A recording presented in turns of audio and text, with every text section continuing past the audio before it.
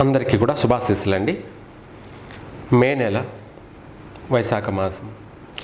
మే నెలలో మేషరాశి వారికి గ్రహస్థితి ప్రభావం వల్ల కొన్ని విషయాలలో బాగా అభివృద్ధి చెందడం జరుగుతుంది.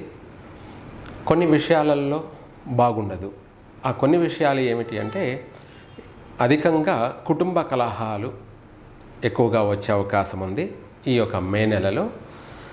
అలాగే పిల్లల విషయంలో చాలా జాగ్రత్తగా వ్యవహరించాలి.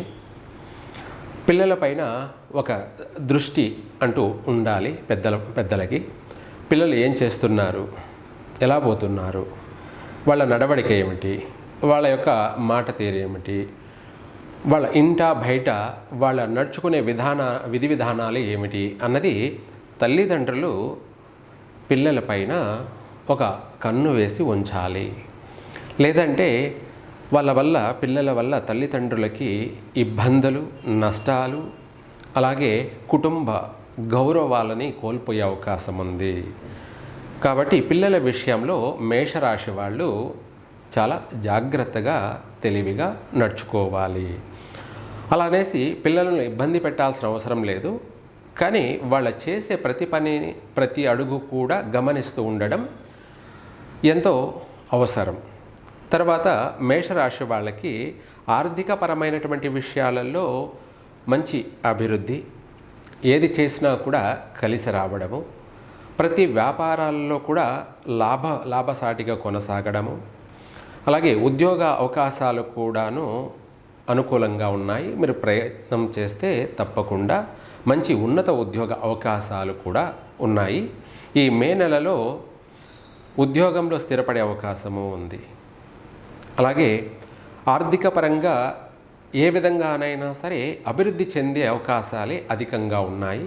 వాటితో పాటు ప్రజలలో కాస్త గౌరవం, అలాగే సన్మానాలు, సత్కారాలు, మంచి ప్రశంసలు, గుర్తింపు లభించే అవకాశం కూడా ఉంది. మీ శ్రమకు తగిన ప్రతిఫలం కలుగుతుంది. మేషరాశి వాళ్ళకి ఆర్థికపరమైనటువంటి విషయాలలో కానీ, కొన్ని అనేక రంగాలలో కానీ, వ్యాపార రంగాల్లో కావచ్చు, అలాగే చేసే పనిలో కావచ్చు, బాగా కలిసి వచ్చే అవకాశాలే ఎక్కువగా ఉన్నాయి. తర్వాత గృహయోగ అవకాశం కూడా ఉంది. విదేశీయాన యోగ ప్రయత్నం చేస్తే నెరవేరే అవకాశం కూడా ఉంది. తర్వాత వాహన సౌఖ్యం కూడా అనుకూలంగానే ఉంది. నూతన వాహనం కొనడం కానీ, స్వగృహ యోగం కలిగే అవకాశం కానీ, లేదా స్థానచలనం, ఉద్యోగరీత్యా మీరు చేసేటువంటి ఉద్యోగంలో మీరు అనుకున్న చోటికి బదిలీ, ట్రాన్స్ఫర్లు అయ్యే అవకాశము ఉంది. ఒక విషయంలో చెప్పాలి అంటే, ఈ మేషరాశి వారికి ఒక కుటుంబ విషయాలలో తప్ప మిగతా అన్ని విషయాలలో కూడా అనుకున్నది అనుకున్నట్టుగా నెరవేరే అవకాశం అధికంగా ఉంది.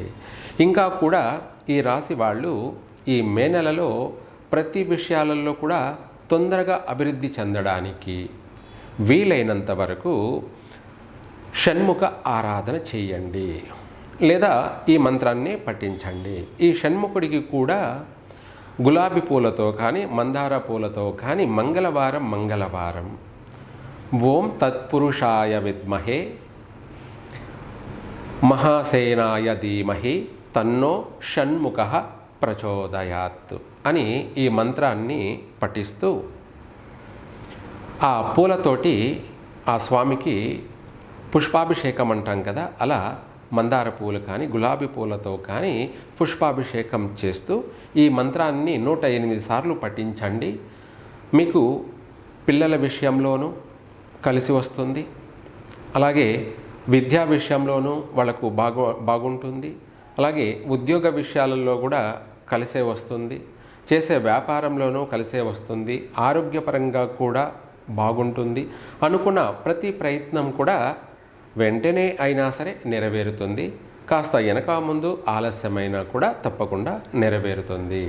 మేషరాశి వారికి గ్రహస్థితుల యొక్క ప్రభావం ఓవరాల్గా చూసుకున్నట్టయితే ప్రపంచవ్యాప్తంగా అపసవ్య కాలసర్పదోష ప్రభావం వల్ల ప్రపంచమంతా కూడా అధికంగా వాహన ప్రమాదాలు, సముద్రంలోనూ స్టీమర్లు పడవలు ప్రమాదాలు, లేదా అంతరిక్షంలో విమానాలు కూడా ప్రమాదాలు సంభవించే అవకాశము ఉంది.